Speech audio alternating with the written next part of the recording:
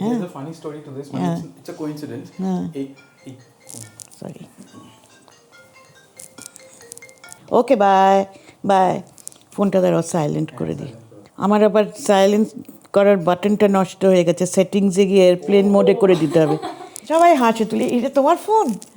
আচ্ছা, what is the interesting story you were telling me? Our guest today is someone many of you will be familiar with already, Pritha Sen. We know Pritha Di as someone who writes and talks about food and food history, but she contains multitudes, having worked in several interconnected fields during the course of her long and checkered career. A former teacher and journalist, Pritha Di moved into the field of grassroots development work, working with artisan and crafts communities in remote areas to achieve sustainable livelihoods for them. As someone who has done a lot of reading, writing and research on the indigenous food habits of the people of Bengal, particularly Undivided Bengal, Pritha Di brings that knowledge into her own food pop-ups and curated menus. She's also chef consultant with several fine dining restaurants, which means she has curated menus and helped set up restaurants in Goa, Mumbai and Singapore. Pritha Di started sharing her family recipes when food groups were first popping up on the social internet. In this episode, she talks about both the joy of sharing her personal food stories and recipes with a wider community for the first time, as well as the harsh judgment she faced against some of the ingredients she was using. So today, when bloggers and YouTubers like us and even restaurant menus feature dishes like macher mathar chhachra, macher teler bora or khosha chachari of various kinds, we stand on the shoulders of the likes of Pritha Di, who for more than a decade and a half has been priming audiences at large to accept our indigenous eating habits and flaunt them proudly to the whole world. Namaskar bondhugon, you are watching Rannaghore Ke, a fun adda with old and new friends about food, life and everything else. This is episode 9 with Pritha Sen.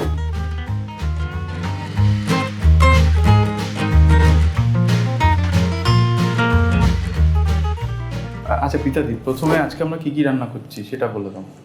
আজকে আমরা রান্না করছি যেগুলো আমার বাড়িতে ভীষণ একটা regular ব্যাপার, যেরকম খইয়ের বড়া, ওটা আমার মার বাপের বাড়ির রেসিপি। আমার মার কাকিমা ওটা করতেন, ওনার মতো আমাদের হয় না, আমার মাসিরও হতো না।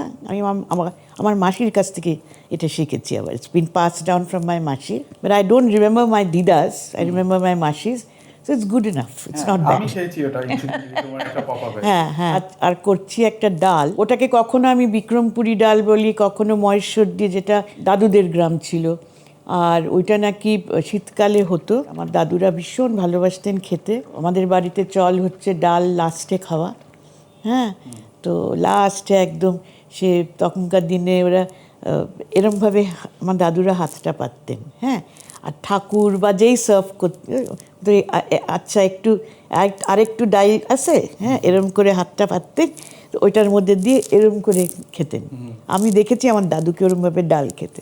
ওই ডালটা আবার আমি অন্য কারোর কোথাও দেখিনি, হয়তো অন্যরাও খায়। যখন প্রথম আই পুট দিস ডাল on social media and food groups and everything, I didn't find anybody saying এটা আমাদের বাড়িতেও হয়। So I would say that এটা খুব ফ্যামিলি স্পেসিফিক বা গ্রাম specific, and it shows this synergy between the Muslim community and the Hindu communities. কারণ এটাতে পেঁয়াজ ইজ দ্য কিং এই ডালটাতে। হ্যাঁ, অ্যান্ড তখনকার দিনে এক্সোটিকা যেটা ছিল tomato in winter, and fresh, মানে সব শীতকালের ফ্রেশ অনেক ধনেপাতা, টমেটো আর পেঁয়াজ। কি ডাল এটা? মুসুরির ডাল। হ্যাঁ, সেটাও মুসুরির ডাল was associated again more with Muslim communities than with the, হ্যাঁ, ওটা তো আমিষ। হ্যাঁ, ওইটাতে কোনো হলুদ পড়ে না কিন্তু। হ্যাঁ, the colour comes only from the tomatoes. That's the skill that you get a beautiful pink colour and no holud. আর একটা করছি যেটা আমাদের বাড়ির ভীষণই মানে প্রিয় জিনিস, লাউ খোসার ছেচকি। আমার বাপের বাড়ি, মানে আমার বাবার দিকের, আমার ঠাকুমা দের রান্না। এটা আমরা লাউ খোসা দিয়ে করি, থোড় দিয়ে করি। লাউয়ের খোসাগুলো দিয়ে যেরকম আমরা পোস্ত দিয়ে ভাজি, ওই রকম না। অ্যান্ড এটা যখন দেখবে তখন বুঝবে that it is very close two and possibly, যেগুলো আমরা বাটা টাটা বলি না, এইটা যদি আমি কোনো বাংলাদেশিকে আজকে খাওয়াই, বলবে লাউ খোসার ভর্তাটা আপনার খুব ভালো হয়েছিল। হ্যাঁ, তো ওই রকম করে আমরা একটা বানাই। তো ওইটা করব। আর লাস্টে করব যেটা আমাদের বাড়িতে কোনো দিন হতো না, কিন্তু এটা is my contribution to my family album. হ্যাঁ, কমলা কালিয়া। হ্যাঁ, ফুলকপি উইথ কমলা লেবু অ্যান্ড কমলা লেবুর রস। আমরা সবাই কমলা কই বা কই কমলা জানি, ভেরি সেলিব্রেটেড ডিশ। কিন্তু আমি পুরনো বই ঘাঁটতে ঘাঁটতে I came across this, I didn't have an idea যে ফুলকপি দিয়ে অ্যাগেন এক্সোটিকা যেই সময়কার রেসিপি, তখন ফুলকপি মানে আই হ্যাভ আ ফিলিং এটা ঠাকুরবাড়ির থেকে এসছে। এটা ওর ঠাকুরবাড়ি তখন পাহাড়ে এই ফুলকপি টুলকপির চাষ আরম্ভ করেছে, ওই জন্যেই ফুলকপির সন্দেশ ওয়াজ সো ঠাকুরবাড়িতে ওদের ওখান থেকে সব ফুলকপি আসতো কলকাতায় ওদের ক্ষেত থেকে, আর সেইগুলো দিয়ে they would try new things. আরেকটা ইন্টারেস্টিং থিং সপ্তর্ষি বলবো যে এই জিনিসটা যে আজকাল এত ভিগানিজমের চল হয়েছে, এইগুলো ধরো তোমার খইয়ের বড়া, তোমার লাউ খোসার ছিচকি, তোমার কমলা কালিয়া, if you want to make it vegan, all of it can be made vegan. হ্যাঁ, কোনো ঘি নেই, ঘিয়ের ব্যাপার নেই এগুলোতে। ডালে আমি ঘি দেবো কারণ আমার পার্সোনালি ঘি পছন্দ। হ্যাঁ, আমি ডালে ঘি দেবো, আমি কমলা কালিয়াতে লাস্টে একটু ঘি দেবো, made in mustard oil, but লাস্টে একটু ঘি দেবো, কারণ ইট এনহ্যান্স উমামি, যেটা আমরা বলি, এটা একটা উমামি একটা ইয়ে হয়। কোইন্সিডেন্টালি এবার আমরা ভাবলাম যে শীতকালে কমলা লেবু দিয়ে কয়েকটা রেসিপি করবো, আর আমরা কই কমলা আর এই ফুলকপি দিয়ে কমলা দুটোই ভেবেছিলাম করবো, যেহেতু তুমি করছো আমরা কই কমলাটা যেরকম করছি তো ফুলকপি কমলাটা করার প্রয়োজন। সো মানে আমাদের কুইজিনে, বেঙ্গলি কুইজিনে আমি দেখেছি that we can cater two anybody with any tastes and without feeling handicapped in any way, মানে you don't feel that you are giving up or anything, মানে ধরো আজকে মিলটা কাউকে তুমি যদি না বলো যে এটা আজকে নিরামিষ, লোকে হয়তো খেয়ালও করবে না, বিকজ খুবই এক্সাইটিং থিং। তুমি ডালটা সেদ্ধ বসাও আগে, লাউ খোসাটাও চলো ছুলে নি। তোমার কাছে একটা পারমিশন নিতে পারবো? Can I get inside that জানলা and take a smoke break? No, you don't need to get inside. Give an ashtray, দাদা। না আমার ভীষণ অভ্যাস আছে। যখন কলেজ ডেজে ফার্স্ট স্টার্টেড স্মোকিং না, আমাদের এরকম বাড়ি ছিল with big window sills. We used to get inside the window sill and shut the window. তাও ধরা পড়ে যেতাম। মা বলতেন যে তুমি ভাবছো যে আমরা দেখতে পাচ্ছি না, কিন্তু বাইরের সবাই তোমাকে দেখতে পাচ্ছে। 100 গ্রাম হ্যাঁ 100 গ্রাম। দেখি আমার তো সব ভিজুয়াল মেজার্স। 100 গ্রাম নিলে তুমি এটাতে একটা বড় পেঁয়াজ আর 3টে টমেটো দিতে পারো। জল কি আর নেবো? না, I think this enough. Tomato গোটা যাবে? গোটা যাবে, but I am going to make slashes. এটাকেও এরকম স্ল্যাশ করে নেবে। So what happens is it slowly cooks with all the juices coming out, and এখন আই হ্যাভ টু ওয়ান্ডার যে এমনি স্লাইস টাইস কেন, কারণ তারপরে তো গলে মিক্সি হয়ে যায়। কিন্তু I realize that there is some kind of logic to cooking techniques for taste, যে আস্তে আস্তে জুসগুলো সব আস্তে আস্তে বেরোতে থাকে, আর ডালটা ওটার মধ্যে। হ্যাঁ, তুমি ছোটবেলায় কোথায় বড় হয়েছো? আমি I was born in Visakhapatnam. আমার বাবা তো রেলওয়েজে ছিলেন। তারপরে খুব ব্রিফ টাইমের জন্যে I have no idea why, তখন আমার বোধহয় 2-2.5 বছর বয়স। তখন আমরা কলকাতায় খুব কম সময়ের জন্য ছিলাম, কেয়াতলাতে থাকতাম। তো ওখান থেকে my father goat transferred to Kharagpur, which is a major locomotive মানে ওয়ার্কশপ অ্যান্ড যেরকম চিত্তরঞ্জন সেরকম খড়গপুর ইজ দ্যাট। ওখানে ছিলাম 10-11 বছর বয়স অবধি। তারপরে ওখান থেকে finally came to headquarters, which is Garden Reach. So Garden Reach, it was a very closed community, gated community. I didn't really know much about city life. The railways was such a, it was a community of mixed community. কেউ বাঙালি, কেউ Assamese, কেউ তেলুগু, কেউ আর মহারাষ্ট্রিয়ান। ঠিক অত বাঙালি ব্যাপারটা একেবারেই ছিল না। সো আমাকে হঠাৎ তুলে নিয়ে সাউথ পয়েন্টে ঢুকিয়ে দেওয়া হলো। হ্যাঁ, ইট ওয়াজ এ বিগ কালচার শক। কোন ক্লাসে? এটা তখন মিড ক্লাস 7। আমাকে ক্লাসের নাম জিজ্ঞেস করেছিল, আর আমি বলেছিলাম Pritha Sen. I never live that down. হেসে গড়াগড়ি, সেন কি আবার সেন বল। হ্যাঁ, it opened my eyes about Bengalis and Bengal. হ্যাঁ, এবার পেঁয়াজ আর টমেটো দিয়ে দাও। আমি কথা বলতে আরম্ভ করলে কিন্তু আই ক্যান ফরগেট কুকিং। এটা নরম হোক, তারপরে আমরা ডালটা দেবো। হ্যাঁ, এটা তুমি করো, because I can't wild such a big knife. এই যে এটা কাটলে না, বড় বড় লাউ হতো তো, তাদের বড় বড় বেরোতো।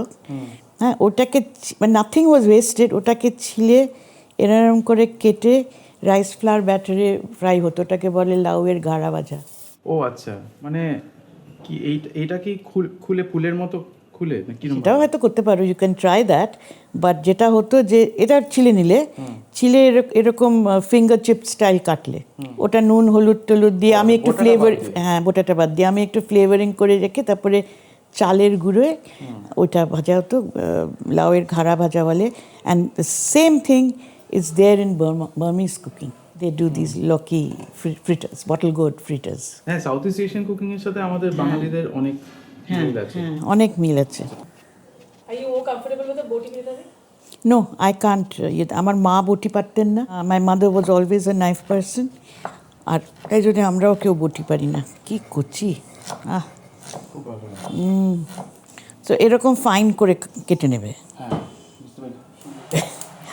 আমাদের ফ্যামিলিতে someone has married musician who works in Mumbai, Bollywood basically, does playback and music scores and all that. So Didi, when she met him for the first time, asked, তুমি কি করো? আমি গান গাই। দিদি বললো, ভেরি গুড, কিন্তু কি করো? আমি গান গাই। সো তোমাদেরও নিশ্চয়ই লোকে যখন জিজ্ঞেস করবে এখন সিন্স এলো ফুল টাইম কি করো, আমরা রান্না করি। আমরা রান্না করি। হ্যাঁ বলে হ্যাঁ আমরা তো সবাই রান্না করি, কিন্তু কি করো? তাছাড়া কি করো? How do you answer it? হু তোমাকে জিজ্ঞেস করে আমি লোক বুঝে বলি। আমি কি করো? I work in the development sector, grassroots, হ্যানা ত্যানা, অনেক লেকচার দিদি। আবার I work in the hospitality industry, food industry. এবার তুমি ডালটা দিবে। হ্যাঁ ঢাকা দাও, কিন্তু একটু খুলে রাখো, নাহলে উপচে পড়তে পারে।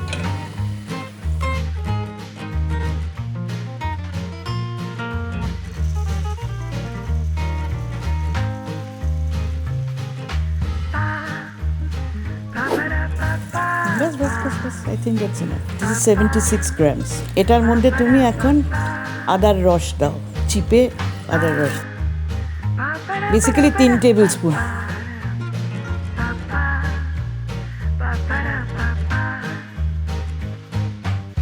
বাবা কি গন্ধ!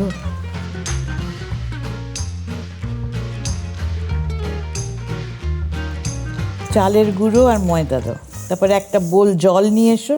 তার আগে একটু টেস্ট করে নিই এটা নুন মিষ্টি ব্যালেন্সটা। আর একটু চিনি দাও। বাস। আচ্ছা, এবার তুমি এটাকে খুব ভালো করে মাখো। তারপর যেখানে দেখবে যে আর কোনো ওয়েট ফিল হচ্ছে না, জাস্ট জলের মধ্যে হাতটা এরকম চুবিয়ে মাখবে। How did you get into writing about and making food? The thing is, আমি রান্না করতাম। I was never very fond of eating বাইরের খাবার all the time, especially after working 12 to 16 hours. I was a journalist. It's a checkered career. I was first working as a teacher in South Point and then moved to Bangalore, where I was there in a school that was an integrated school, one of the first to come up in Bangalore. My ex-husband, তখন he was my husband, he had set up a new team. He had all these young people in his team and they would all come to the house, সব bachelorettes or whatever you call them, and look for food. আর ওরা খুব they used to hang out আমাদের বাড়িতে। তো তখন রান্না তো করতেই হতো, not that I knew much about cooking. আমি যখন প্রথম লাউ ঘন্ট করার জন্য লাউ কাটলাম, সেটা প্রেশার কুকারে, অর্ধেক প্রেশার কুকারে জল দিয়ে বসিয়ে দিয়েছিলাম। So when I opened, I didn't know what to do. হ্যাঁ, সেরকম করে I started cooking. তারপরে I came to Delhi as a journalist. অনেক রাত অবধি কাজ করতাম, কিন্তু আমার ওই রোজ পিৎজা আর বার্গার, নিরুলাজের বার্গার আর পিৎজা আমার সহ্য হতো না। তো আমি যত রাতেই ফিরি না কেন, আমি অ্যাটলিস্ট একটা ডাল ভাত করে খেতাম। And people knew that I used to do that.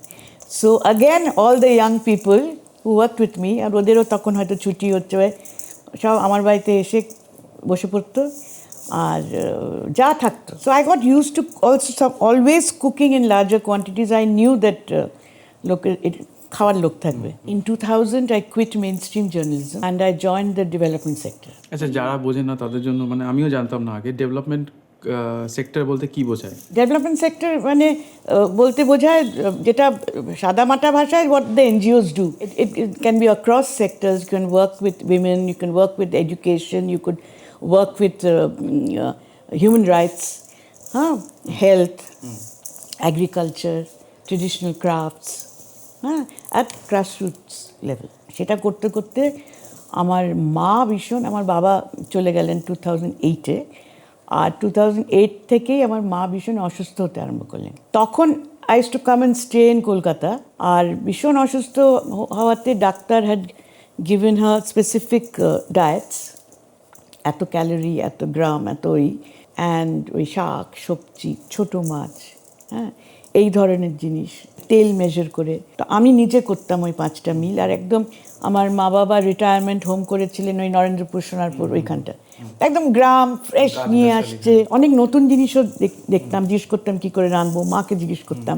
কিন্তু I use to get very board, কারণ আমি সারাদিন ওখানে মার সাথে, মার রান্নাটা করে মাকে খাইয়ে, মাকে দেখাশোনা করার পর I had nothing to do. So তখন I started posting on social media. This must be around 2008. হ্যাঁ, 2008-2009 তখন জাস্ট ফুড গ্রুপসগুলো সব উঠছে। আর আমাকে তখন অনেকে বাঙালি মেসেজ করতো যে তুমি লোকে আমাদের উপর হাসবে, তুমি কী সব জিনিস পোস্ট করছো।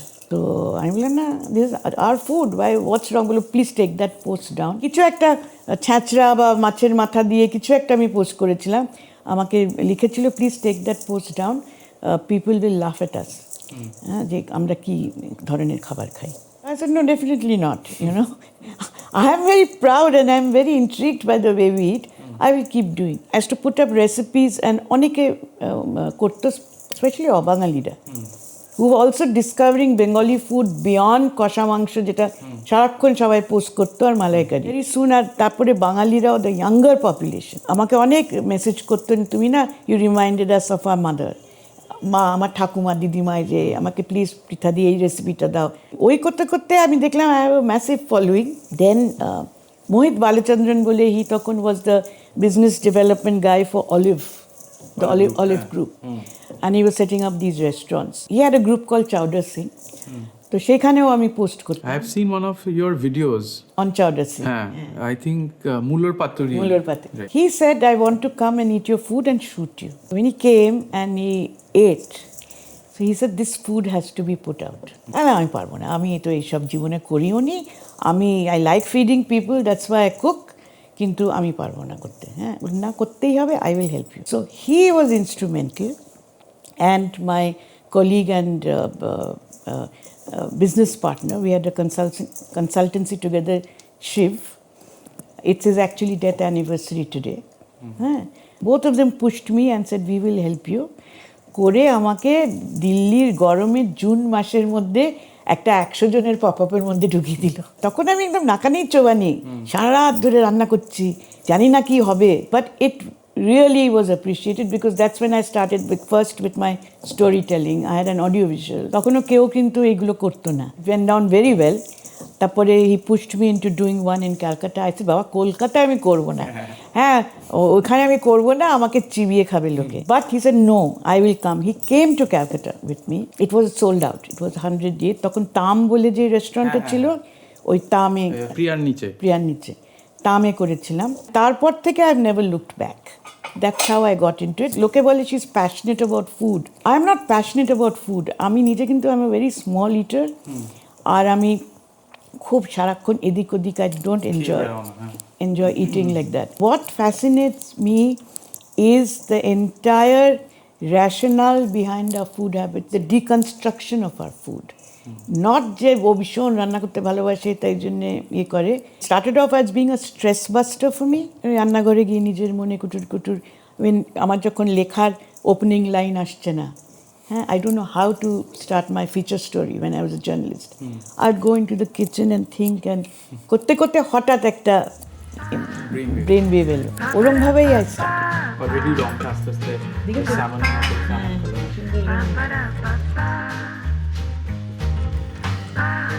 না, আরো গোল করো, এটা কিরকম শেপ হলো।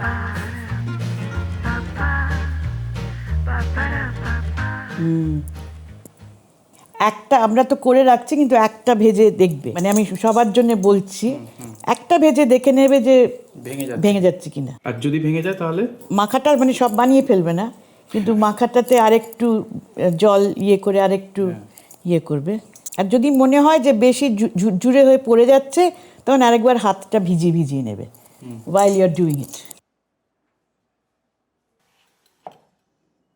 খোসা থাকবে? খোসা শুদ্ধ যেটা হয়, পামকিন কুকস ইজিলি না, খোসাটা থাকলে ধরে রাখে।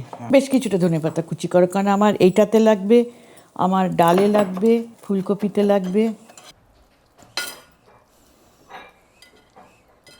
তুমি সাদা তেলে করে পরে ঘি দিতে পারো, তুমি ঘি নাও দিতে পারো।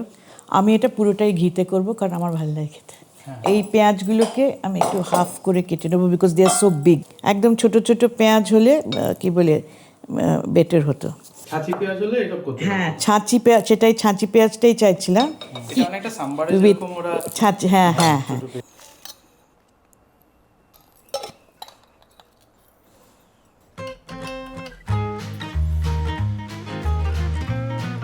দেখুন ফোড়ন পড়ে না।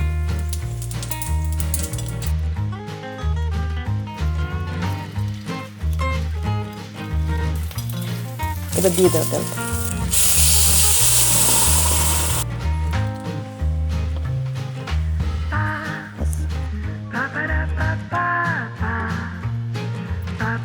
অনেকটা ধন্যবাদ। ডাল রেডি। দাও, ভালো করে দাও, তারপর একটু তুলে নেব। ঠিক আছে, একটু বেশি মোটা হয়ে গেছে আমাদের চোখে।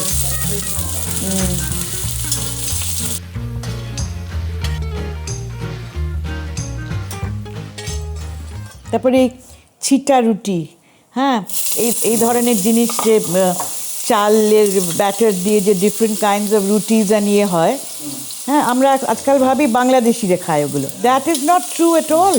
আমাদের ওদিকে বারুইপুরের ভেতরে একটা মুসলিম ভিলেজে গিয়ে আমি ছিলাম, হ্যাঁ, সমস্ত যেটা আমরা বাংলাদেশি রান্না বলি, সমস্ত ওদের বাড়িতে তৈরি হচ্ছে ওই ছিটা রুটি দিয়ে হাঁস।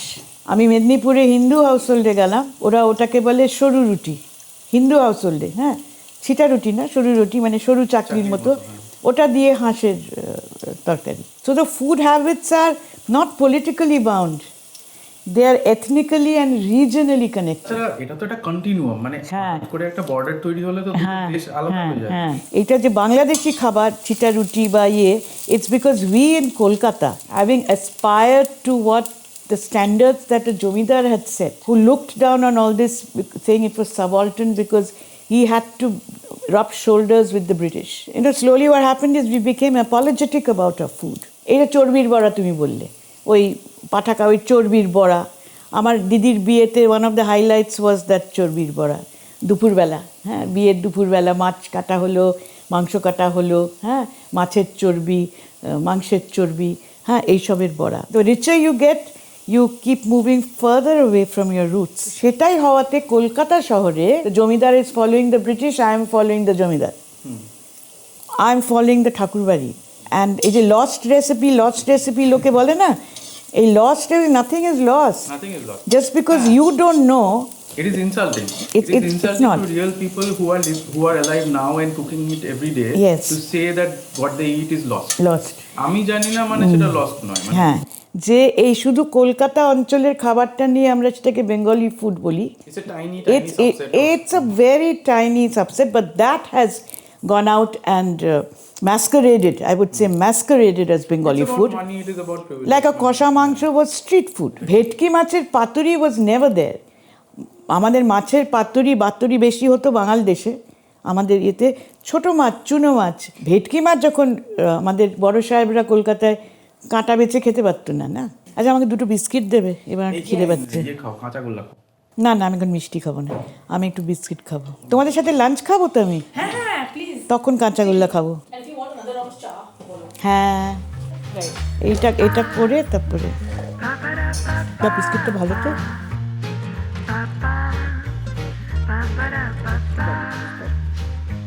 মেথি আর কালো জিরা, একটু নারকেল করে দিয়ে দেওয়া যাতে না পুড়ে যায়।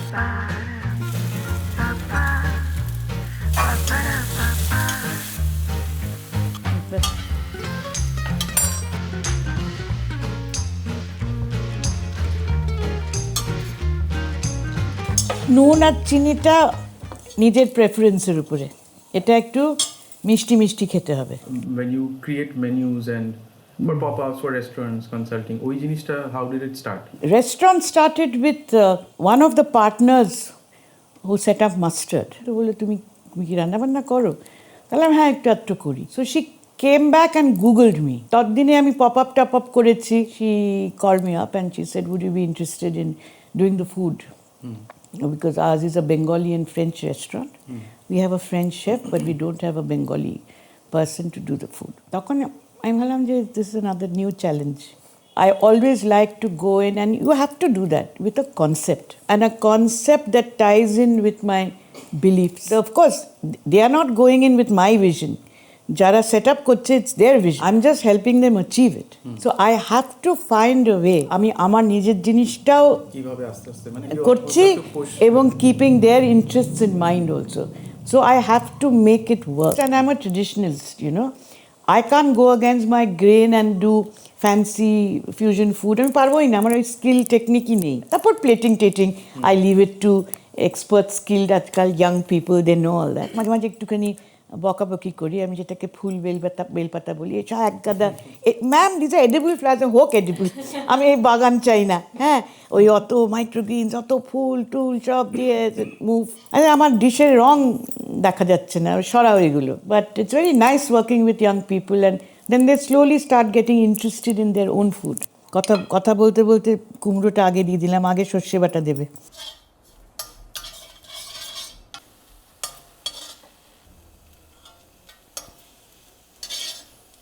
As somebody who's worked with food history, there are a lot of people who are very particular about what is a Bengali ingredient and what is not. ধরো টমেটো দিলে, ধনে পাতা দিলে বা কারি পাতা দিলে, people will say things like, oh, কারি পাতা is not a Bengali ingredient, you cannot put it in a Bengali recipe.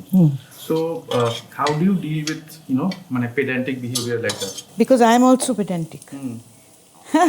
I am also pedantic, but slowly I have realized that food is always evolving and everybody is doing something in their own homes, and then that is finally what becomes a recipe.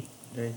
As far as Bengal is concerned, it's very easy for me to say that it is part of Bengali cuisine, because Bengali food, it is actually an assimilation of multiple influences, and it is the best example of the first real global assimilation of food. এটা এখন যেটা আমরা global cuisine বলি, হ্যাঁ, that is what happened in Bengal. এখন modern times থেকে না, right from ancient times থেকে শুরু হয়েছে, when we had our ports, Chittagong, Tamralipta, ওখানে সব Arab ships and ওই Turkish, Persian, Kashmiris overland route, এরা সব জাহাজে করে আসতো, later the Portuguese, the Europeans and all that. It all started from there, and Bengal's maritime trade with Southeast Asia. তখন থেকে কিন্তু আমাদের এগুলো হচ্ছে, ইন্টিগ্রেশনগুলো হচ্ছে। যে সেন ডাইনেস্টি যে ছিল আমাদের, বলে দে কেম ফ্রম কর্ণাটকা। আমাদের যে ডাল, যে আমরা ডাল ইজ দ্য অনলি ওয়ান যেটাতে আমরা বলি সম্বরা দেওয়া, ফোড়ন বলি না, ডাল সম্বরা দেওয়া, ঠাম্মা বলতো, হ্যাঁ, সম্বরা দেওয়া। Think back of the etymology of the word. Today, I have been very humbled. I've been very humbled, and I will never say that this is not a Bengali ingredient. Is cooking with orange juice Bengali? These recipes tell us, yes, it's Bengali. It's not East Asian or Chinese. Exotic fruit যখন নিয়ে এলো, somebody incorporated it, no? আনারস ইলিশ, আনারসের পোলাও, কমলা লেবুর পোলাও। দেখুন কারি পাত্তা যদি কেউ করে, 2 generations later it will be Bengali food. It's been a very humbling experience for me. এক সময় হয়তো গলাবাজি করেছি, কিন্তু তারপরে as I've gone along, I've seen that no, nothing is cast in stone. চলো, এটা হয়ে গেছে।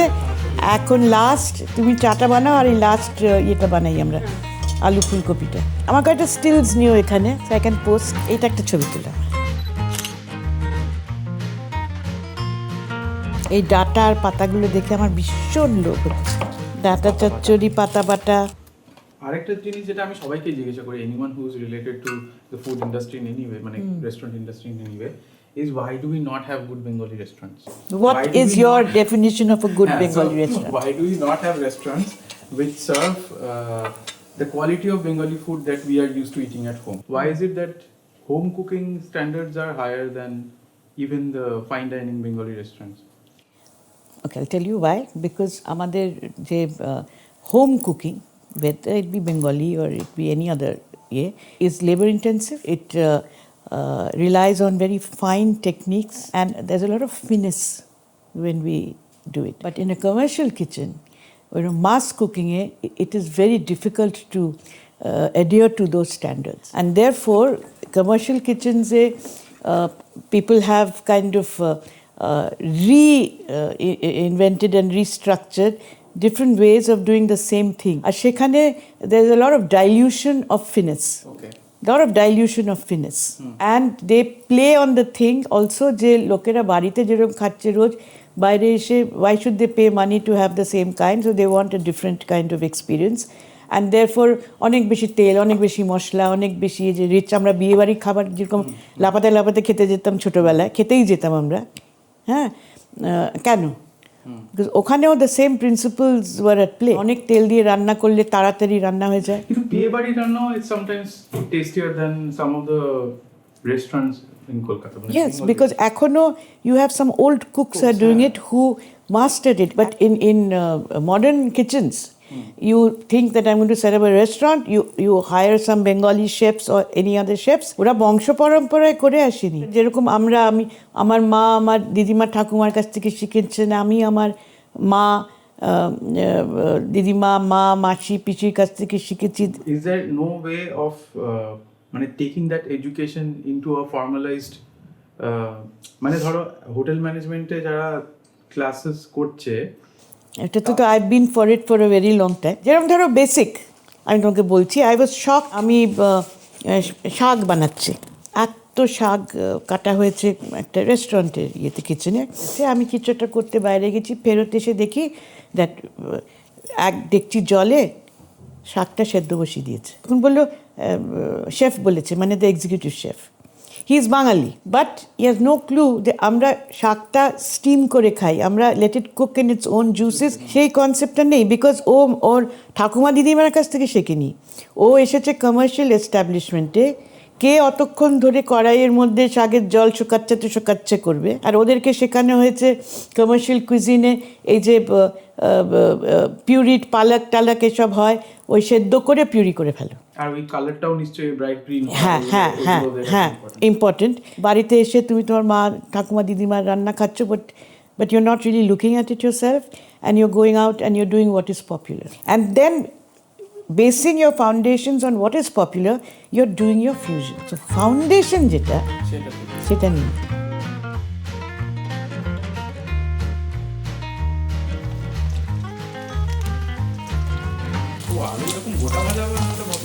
হাফ করে দিতে চাও তো করে দিতে পারো, যেমন তুলে দেবো তারপরে হাফ করে দিই।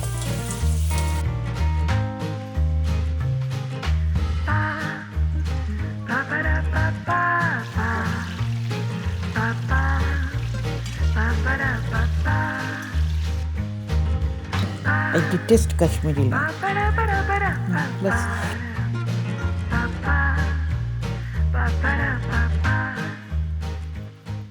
এই চিনি গলিয়ে রং করার টেকনিকটা কিন্তু চাইনিজরাও করে।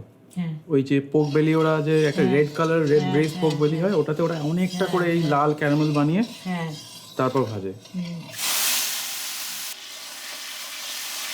এখন এইটা যদি আমি I want to do it in a restaurant, কেন আমি বলছি জিনিস চেঞ্জ হয়?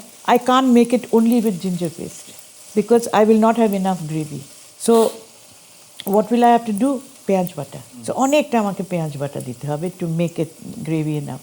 So that's when the recipe or the actual বাড়িতে যেটা হয় that will change. আচ্ছা, এবার আলু আর ফুলকপিটা দিয়ে দাও।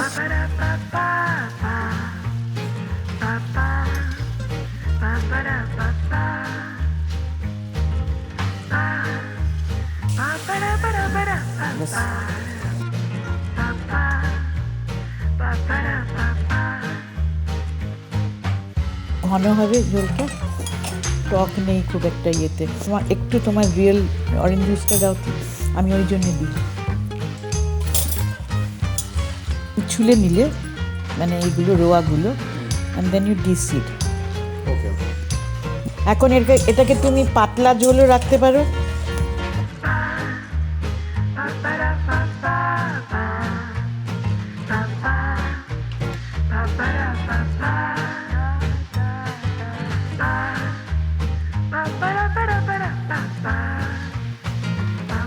সারাশিটা দিয়ে না এরকম নাড়াতে থাকে, so that it keeps rolling. হ্যাঁ হ্যাঁ হ্যাঁ, রাইট রাইট।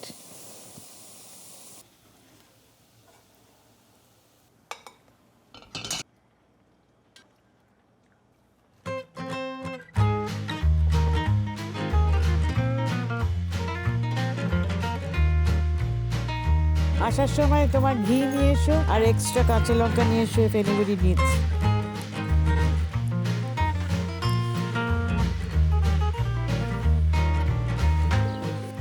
বাবা যেরকম মানে এত রকম কাচিমের গল্প করে।